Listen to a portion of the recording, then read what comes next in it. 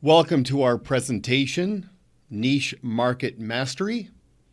I'm Duncan MacPherson with Pareto Systems. An alternative title could be, as the old expression goes, there are riches in niches. I'm here to say that you are limited by your imagination and your commitment to innovation and implementation when it comes to target marketing. I've been coaching and consulting financial professionals for a long time, and I've seen it all. I've seen advisors target farmers, engineers, airline pilots, dentists, you name it. I've seen firms do combinations. I did a consultation recently with a team that simultaneously targets professionals in the tech sector, the aviation and aerospace sector, as well as the petroleum sector. And while they have one process for deliverable, they verbally shape each deliverable and have a value proposition for each of those niche marketing sectors. Completely customized. It's incredible, the opportunities. I'm looking forward to this because I'm not going to just present ideas. I'm going to give you several examples, pseudo case studies, all of whom you can go and check out and research yourself on LinkedIn or their websites. But let's get into this. So the opening slide says, should I generalize or specialize? Or potentially both. You can maintain a multitude of drill downs, but you just have to be specific and you have to be committed. Now, first of all, you've heard the old expression that it's more important to reach people who count than it is to count the number of people you're reaching. That in and of itself defines narrowcasting instead of broadcasting. And I say that because you don't want to pursue and go out and try to find new clients at the expense of the relationships you already have. And I've seen this before. Advisors that would spend a lot of time and energy and money on advertising, right? Spray and pray. They'd have a marketing machine for seminars and basically all in an attempt to convince strangers to become clients. And there's a lot of effort and sifting involved in that. Meanwhile, these are the same teams that don't get many referrals, and they're undermining their own professional contrast and professional scarcity. They're getting less client engagement, and also those relationships that they do secure are at risk. They're less sticky because of how they were sourced. So bottom line is, before you engage in any target marketing, make sure that you have mastered and maximized your approach for working with people who are already convinced and teaching them, coaching them how to convince people on your behalf in the spirit of advocacy. Because there are many teams we work with, they don't do any of this. 100% of their client acquisition is sourced through introductions. So that said, if you're maximizing total client engagement and conversion to advocacy and you still have some bandwidth, then the world is your oyster. One example that comes to mind of a firm that does this brilliantly is Oak and Stone, headed up by Seth Diener in Philadelphia.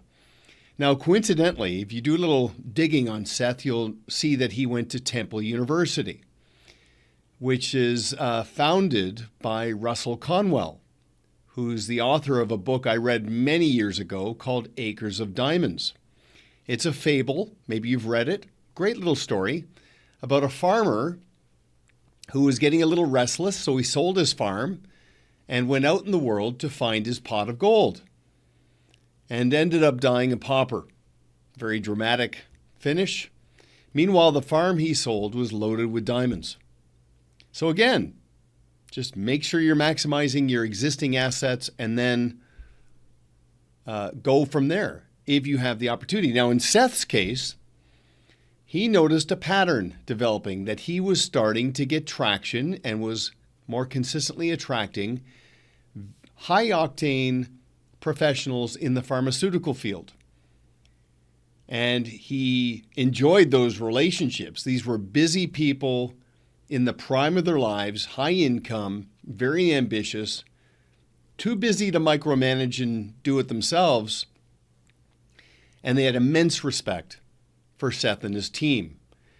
And so, of course, he's developing a reputation in that sector of being a specialist, not a generalist. So he has a wide array of clients in his core inner circle, but he's going deep in that specific sector.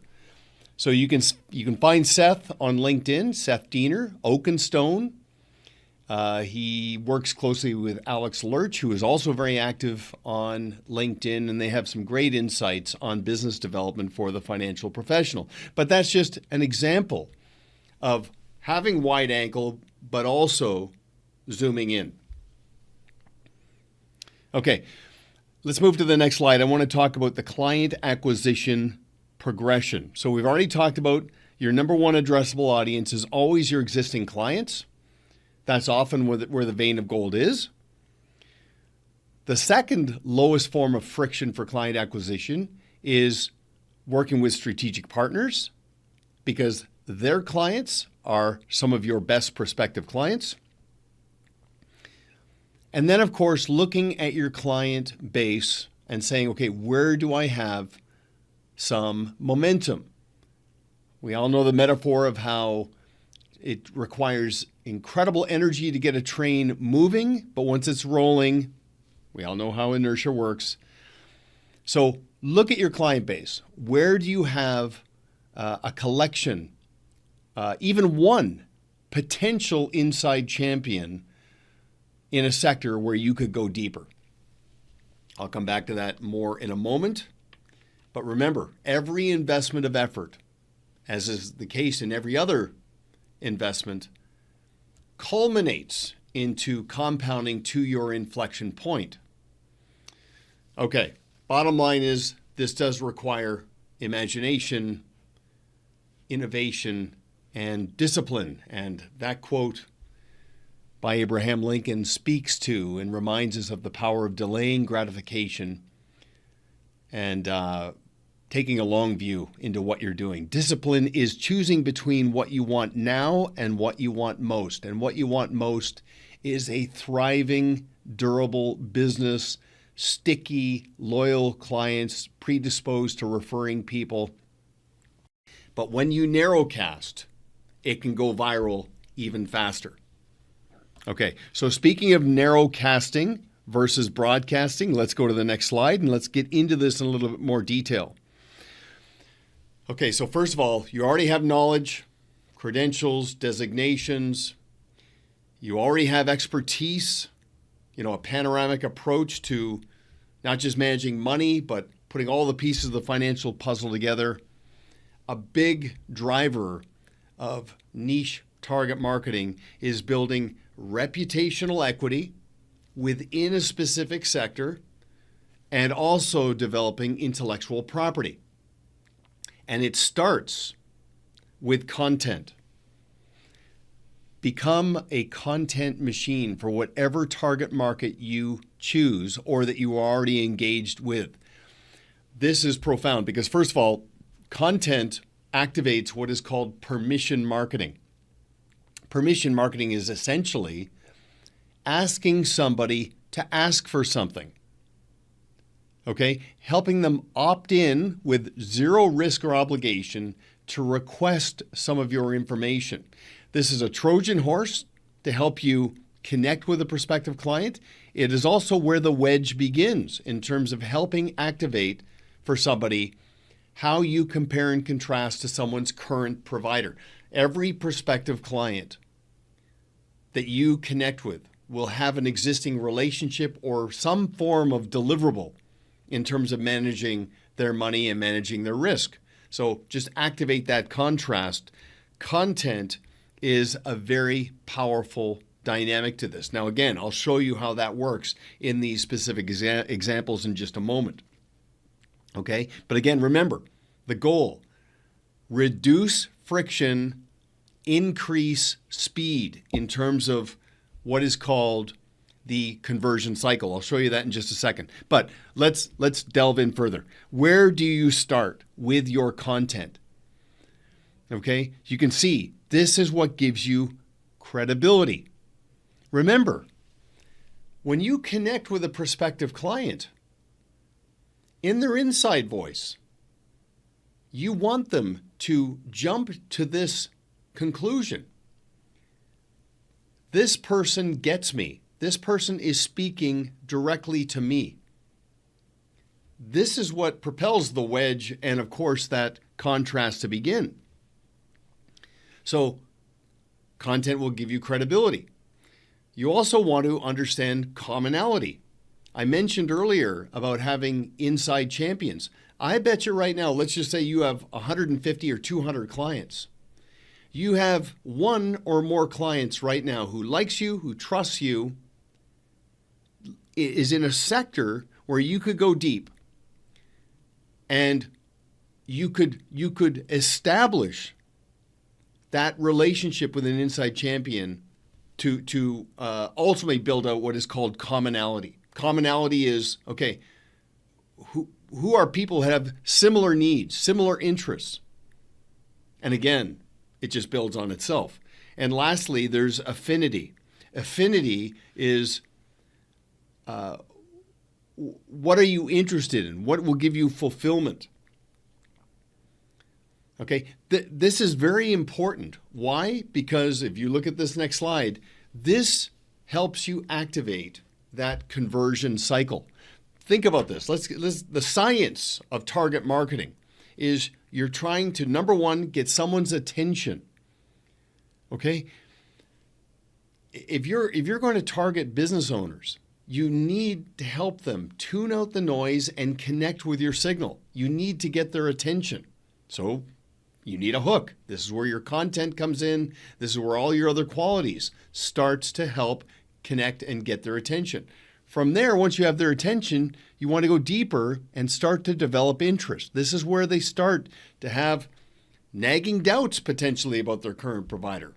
And they start to really appreciate the fact that, you know what, maybe they have to start thinking about their alternatives. Attention, interest, confidence. Interest builds to the point where they feel confident to say, you know what, I want to have a conversation with this person, which can ultimately lead to action. And action is when somebody agrees to a second appointment, agrees to following up, and agrees to onboarding and engaging in your process, and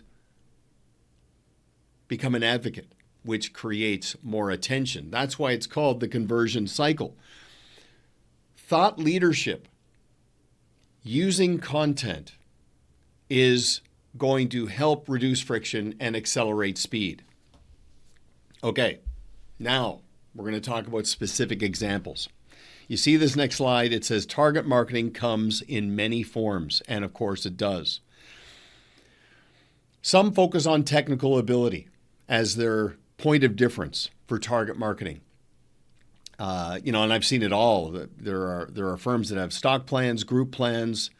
They focus on specific niches regarding their core competency. That's fine, but there's risk associated with that because of the commoditization. You're living and dying by a very specific sword. I'll give you an example of somebody who went well beyond just technical ability, but still was starting to address what is called unmet needs, and again, that inside voice. There is a financial professional in St. Louis. Her name is Danielle Darling. And again, she's connected with me on LinkedIn. She's got, first of all, got an amazing story. I mean, you talk about the American dream. It's very compelling. Her story, her origins, the resilience and optimism in terms of her mindset and personality, exceptional. But here, around her technical ability, she is a certified divorce financial analyst. That's a very powerful designation based on a very specific niche. It's an extension on her overarching branding strategy. I'm not suggesting that she deals exclusively with people going through or on the other side of a divorce event, but she has an incredible command. That proverbial bedside manner is very impressive. I encourage you to look her up on LinkedIn, Danielle Darling, St. Louis, Missouri. It's very impressive. And, you get to know her a little bit better. I mean, there's a great picture of her in New York at Wall Street, standing beside the Fearless Girl statue, which is just a little ways away from the bull. She's got incredible technical ability and core competency as a professional, but she's carved out this niche, and she is developing incredible momentum in that space. Let's keep going. Next slide, target marketing regarding engaging strategic partners. Now, again, this is a very important distinction. And if you know our approach to some extent, you know that I want you to expand your thinking beyond just the concept of working with COIs, right, which are obviously known as centers of influence. You're not establishing these relationships just for the purposes of getting referrals. If you think of cause and effect, the activity of working with other service providers is to elevate the client experience.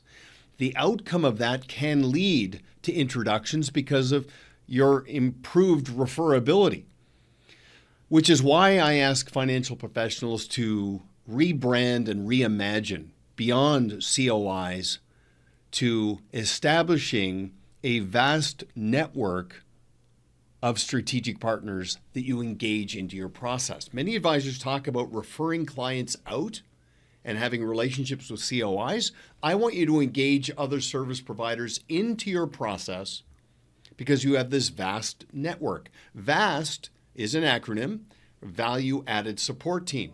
The positioning here is client-centered. Referrals will come from that. Okay, so that's a very important distinction, but I'll give you an example. There is a financial professional, again, you can find him on LinkedIn.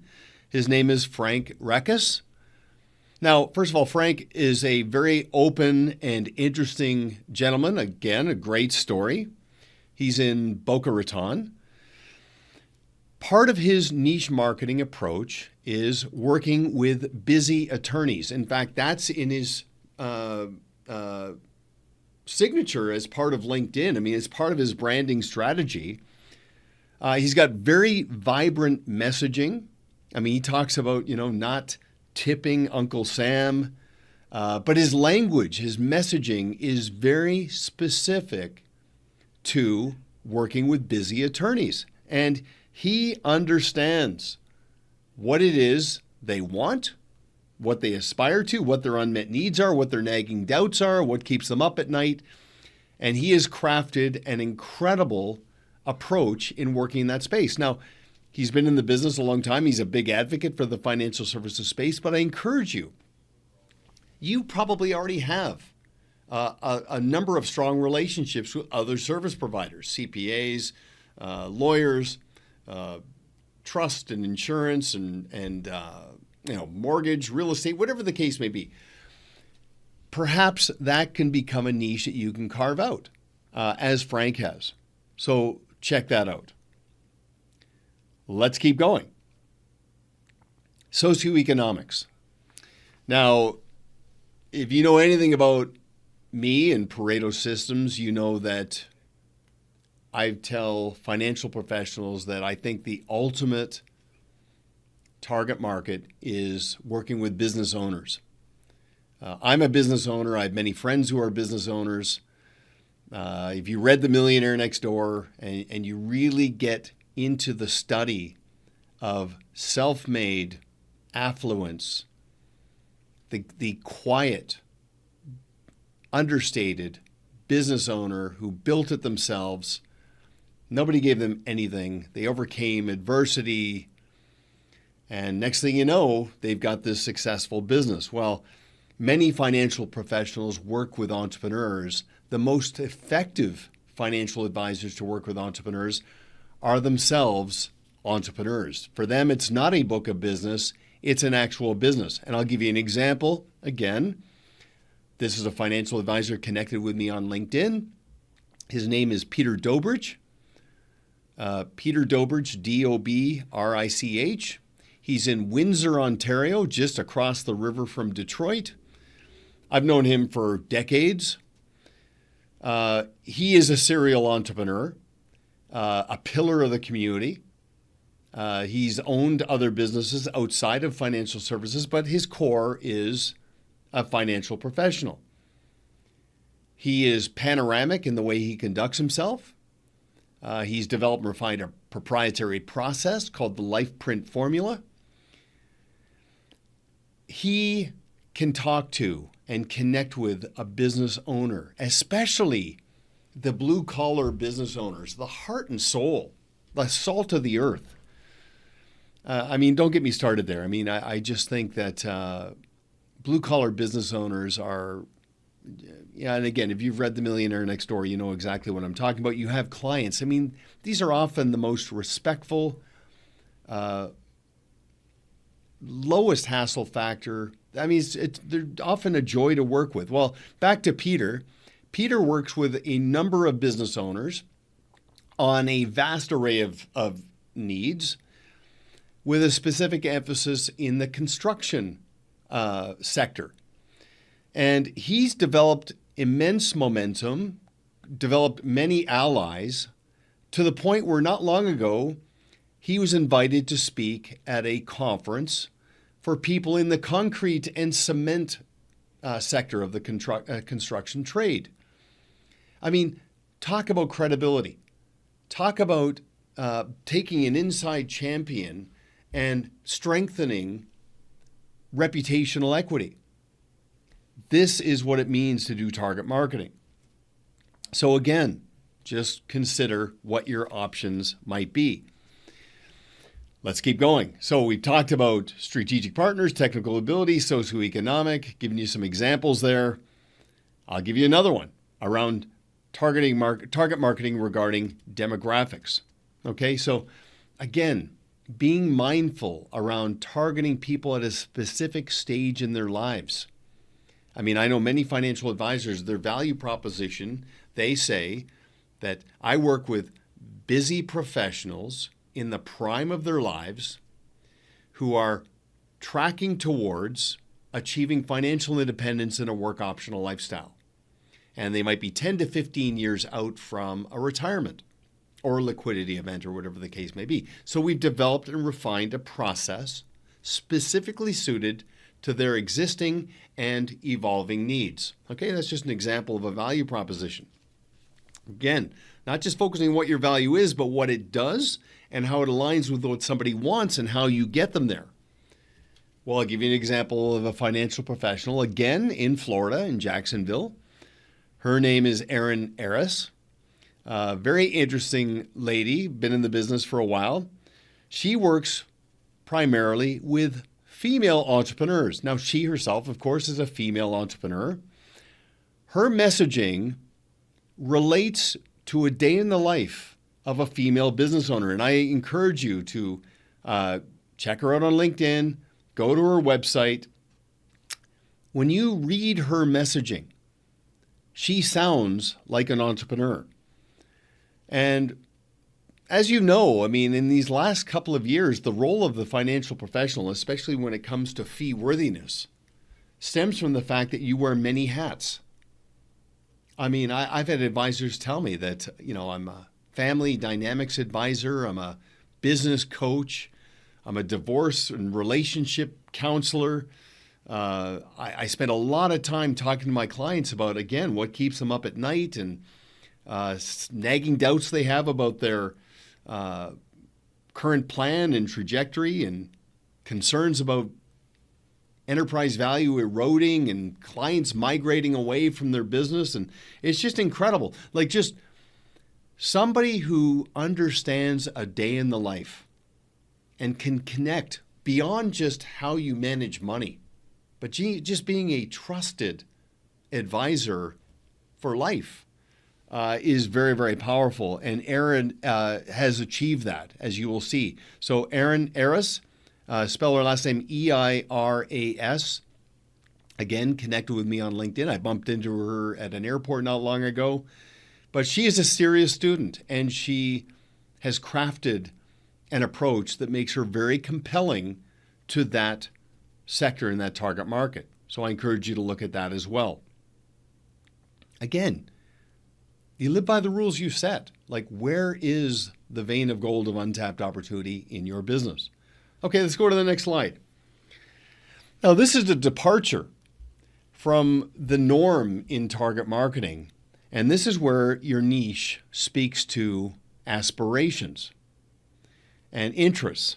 Okay, so one of my favorite people in the world of advertising, he's not around anymore, but his name was David Ogilvy. I wrote a legendary book called Ogilvy on Advertising. And he said, you can't bore someone into buying something.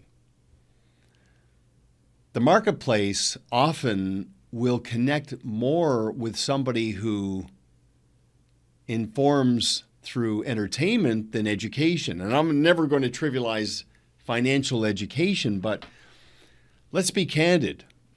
A lot of your clients hire you not so they can know everything you know, just because you know. And because you know, you liberate them to not have to worry about it. They don't need to know everything you know.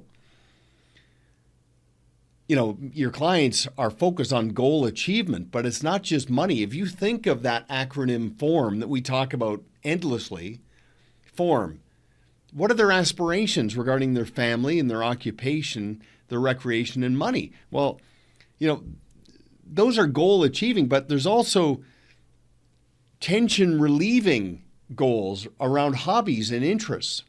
I'll give you an example.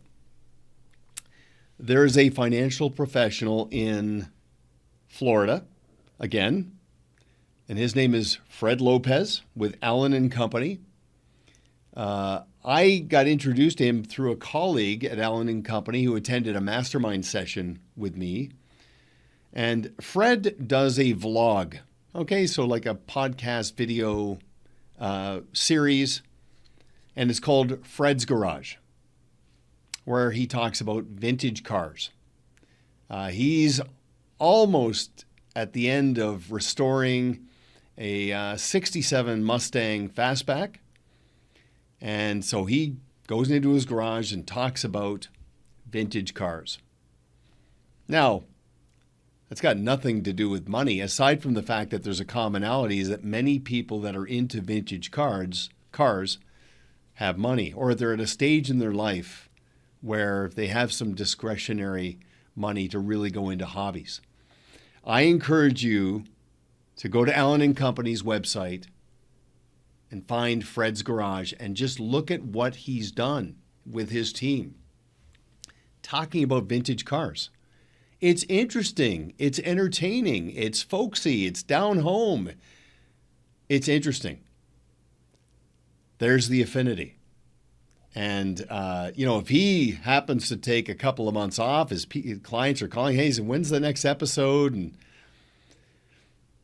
you live by the rules you set. I know other financial professionals that have variations of this. They talk about travel, they talk about history, they talk about wine, whiskey, and bourbon. They're aficionados, and the commonality is a shared interest. Just remember, facts tell, stories sell. We know that mantra too. The marketplace will reward you if you have technical ability and there's some energy and something interesting about what it is you do. There's a target marketing idea. Okay, so let's keep going. Look within your business around that credibility, commonality, affinity dynamic. Where do you have an inside champion? At least one, ideally more than one. Where do you have an interest? And do you have the temperament to go deep in that sector with that existing asset? Okay, so if you look at this next slide around go all in, first of all, Ask for advice. There's an old saying in venture capital. If you ask someone for money, you'll get advice. If you ask someone for advice, eventually you'll get money. And of course, that's a play on words around the dynamic of being interested in somebody makes you interesting.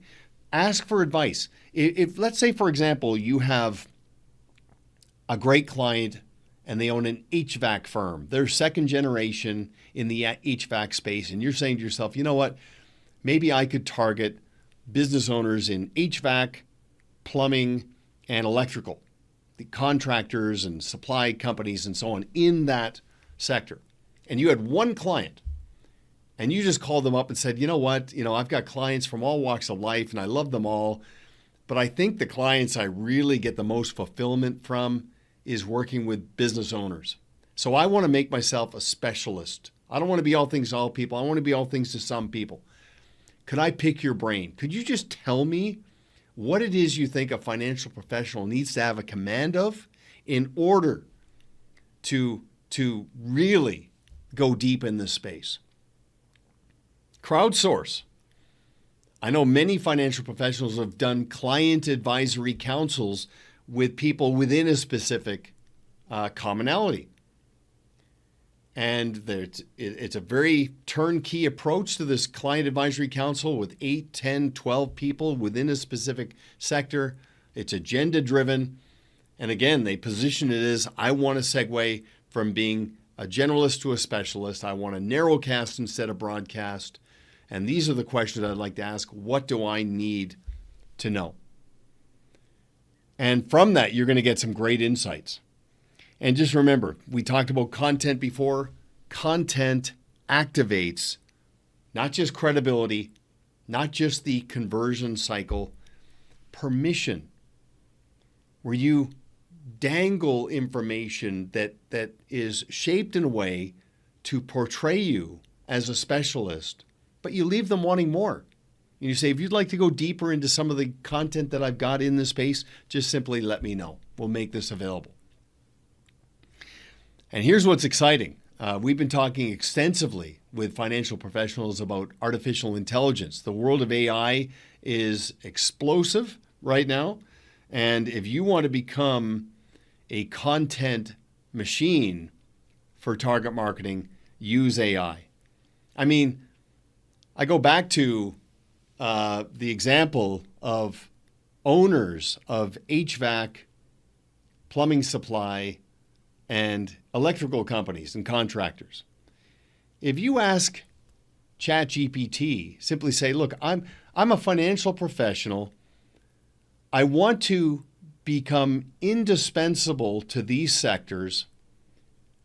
What is it I need to know? Help me write some content around their unmet needs, their long-term goals, especially around potential areas around continuity and succession and liquidity events. You'll be amazed at what is provided for you instantly. Now, we have a framework for prompting AI. It's role, goal, soul. Tell AI what your role is. Tell AI what the role is of the addressable audience. Tell AI what the goal is. And then just understand that you might have to try to humanize it a little bit further by asking it additional questions to give it some soul and some personality. But if you want to create content to distribute on socials, on LinkedIn, or whatever platforms you might be on, and to develop that reputational equity, it's invaluable evergreen intellectual property that can serve you well. Okay, and of course you can share this with your inner circle regarding your client advisory council and whomever you're crowdsourcing and getting advice from. Tell them, what do you think about this white paper I've created on the 7 most common issues and unmet needs of blue-collar business owners or people in the construction trade or whatever your addressable audience and niche might be. The opportunities are incredible. But begin with the end in mind. Back to Lincoln's quote about discipline, you have to play the long game. Remember, and you've heard me say this undoubtedly, be process-driven, which means even the way you articulate value, you don't tell the world that you help people achieve their financial goals. Tell them you've developed, refined a process that helps your clients achieve financial goals. That is absolutely essential. Use multimedia. Okay, we have many advisors that are adopting video, not just in terms of shooting their trailer and their value proposition and elements that make them different, but also testimonials. If you've got clients in a specific sector, let's say you're working with clients in the aerospace sector and you've got a couple of raving fans, some advocates, you can use the Vocal Video app, you can use other technologies to capture that goodwill, to have these people tell your story to other people in that specific sector. Okay, so keep that in mind. And play the long game. I'm going to give you yet again another acronym. Okay, so you can write this down or you can see this in your mind's eye. If you're going to take target marketing seriously and you want to own a specific niche, you've got to, as the old saying goes, drip on them until they buy or die. Okay, that's been around for a long time. It's a little crass, but you get it. DRIP is the acronym. DRIP. Imprinting. You have to keep imprinting and dripping on prospective clients and just be at peace with when it's going to land. It could be a month. It could be a year. Just detach yourself from an expectation and just immerse yourself in the activity. So what does DRIP stand for? The D is discipline. Okay, you've got to commit yourself. If you want to develop an insider's reputation within a niche market, it requires discipline. Frequency and recency. Frequency is, you don't know how many it's going to take to coincide with the stage of readiness. Recency triggers a degree of freshness and recognition for your value. It all requires discipline. Not being random and haphazard, but methodical and disciplined. Respectful. Respectful ultimately means none of your content for your target market is salesy. It's pure value. Okay, no hidden agenda. Giving does in fact start the receiving process. Lean with respect. Be respectful. No salesmanship. All stewardship. Okay, so discipline, respect. The I in DRIP stands for inform. Okay, inform, convey that you are a specialist, use their language, draw from their lexicon of terminology, and be panoramic based on form. Form is part of the word inform. Talk about family dynamics, talk about occupational issues, talk about recreational interests as you talk about money. I know your technical ability and core competency is managing money. But don't just focus on how you do that. Focus on why your clients appreciate it because of what your core competency does. What does it do? It provides liberation and order for your clients so they can go and live their life. That's ultimately the connection you want them to have. So discipline, respect, inform, and the P, of course, rounds it out, persist. Margaret Thatcher had a great quote. It's one thing to be a starter, but are you a sticker too? It's one thing to start a job, it's another to see it through. I've seen many people attempt and then dabble at things like this, and then it just collapses and falls apart and fades away. Your key is to be visible. So I mean, if you have got a specific target market and there's a conference where you could have a presence at, sponsor, have a booth, just be a delegate, participate. You can attend a conference and take the picture of your lanyard and post that on LinkedIn and say, I work in this specific sector with university professionals or owners of engineering firms, and I learned a lot and met some really great people. That conveys and adds to your insider's reputation. That's a big part of reputational equity in target marketing. Okay? Participate. be visible, stir the pot. And then lastly, the slide, the power of primarily. None of the examples I've given you today preclude other opportunities.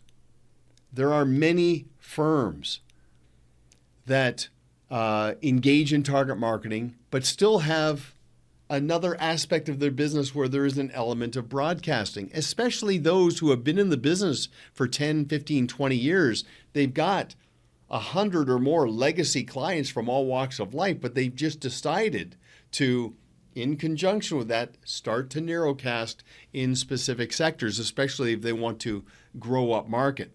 Okay, so you're not painting yourself into a corner. You're basically telling the world, I'm part of a financial services team, and we work primarily with successful business owners, professionals, and executives and their families, and we've developed and refined a process that addresses their financial issues. Primarily. So if you've got a client who's a business owner or in the medical community, and they say, look, I know you work specifically with people who are in the medical community, but I want to introduce you to my sister who owns a couple of franchises, and she's going through some stuff right now. And, would that be a good fit? You can simply say to that potential advocate, look, I work primarily with people in the medical field, but I also work with their family members. Okay, so of course, if they're important to you, I'll make myself available. Okay, so again, you're not painting yourself into a corner. But here's the thing, I hope some of this resonates with you if you're contemplating the idea of engaging in target marketing and establishing a niche. As you can see, if you'd like to have a strategy call with us at Pareto around what your untapped opportunities might be, where the inside champions are, what the big picture looks like in terms of your ability to narrowcast, give us a call. You see the QR code. Let's have a conversation. Pretty much every advisor, especially a mature advisor, has a vein of gold, that proverbial acres of diamonds. And you don't need to necessarily focus on finding new people. I mean, just look at where the assets are now, this dormant seed of opportunity that exists in your own backyard here. Let's focus on maximizing that, and let's reveal where the gems are. And if you're new to the business by chance, I would just simply say, be a specialist, develop an insider's reputation for business owners. If you think about the demographic forces, there are a lot of people right now in a variety of sectors that do not have a continuity and succession plan. They've kicked all these cans down the road. They're so immersed in their business day to day, they've got many unmet needs. If you speak to them like a specialist, you speak in their language, in their inside voices, they're listening to you and consuming your content. They're saying to themselves, this financial advisor gets me. They're speaking to me. You can't be dismissed as a generalist. You're connecting as a specialist. It's very profound. And I'm telling you, you can own the space. That literal target market can become an intellectual property, which is one form of IP. The other IP is inflection point, where it can just compound and manifest in just wonderful ways. And we see all kinds of examples for that. So if you'd like to have a conversation about target marketing within your business, schedule a call. Let's have a conversation, and let's see where your vein of gold might be. Okay, so thanks for watching. Got a number of other webinars coming up over the course of the next couple of months I'm very excited about. Thanks for investing your time. Make it a great day.